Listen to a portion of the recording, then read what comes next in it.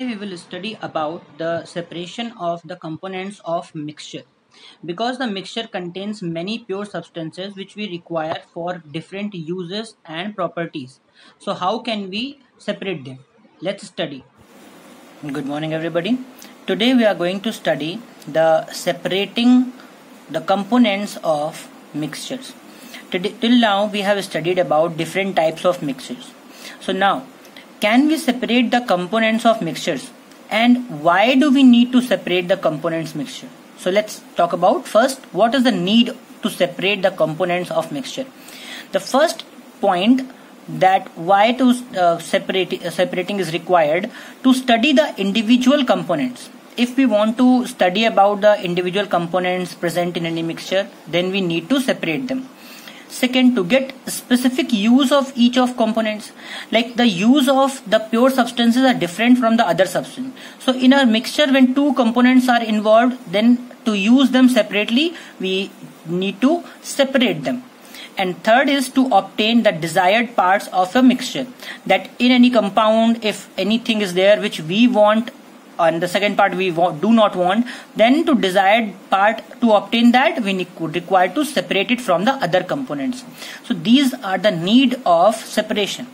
Now there are some physical methods to separate some mixtures very easily, like the hand picking, sieving, filtration. These are the common methods which we use in our daily life, like filtration of the tea leaves from the prepared tea, the sieving of the that flour for the making of chapatis, and the hand picking from the pulses or grains to remove the you can say the pebbles or undesired parts or anything. So these are some common methods, but there are some specific methods which are required to remove those components which are involved in the solution, which cannot be separated by these methods. So we will study about those specific methods in this class. This we have already completed in the previous classes. So let's start with those methods.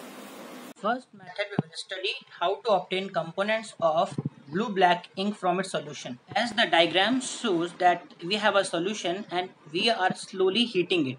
When we heat, then water will slowly evaporate and vaporize in the form of water vapor. But the components of dye which were in the solid form, they will remain in the container. By this we can separate the dyes from their solution of ink. So from this mixture, water was the volatile component and the solid part, dye, was the non-volatile component, which is separated by the evaporation method. The next topic is that how can we separate cream from the milk. Let's start.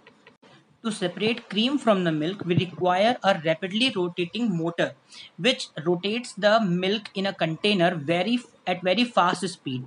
So what is the result? You can see that in diagram, cream is at the top and milk gets at the lower level, because cream is the lightest solid particle which comes out because of the centrifugal force.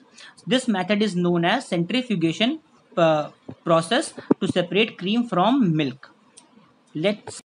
Centrifugation process has a very vast use in our daily life, like to diagnostic in the laboratories, the blood and urine test, to separate the dairy products from the butter and cream from the milk, and in the washing machine it is also